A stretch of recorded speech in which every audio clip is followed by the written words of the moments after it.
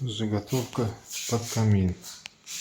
Еще будет обкладываться камнем, наверное, природным, а может какой-нибудь клевер, глина, может быть, какая-нибудь. Посмотрим. Надо посмотреть варианты. Такой вот. Ну, сверху еще будет полка, наверное, чуть выступала с карнизом.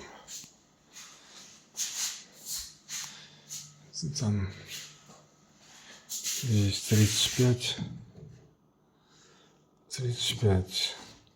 плюс 5 40.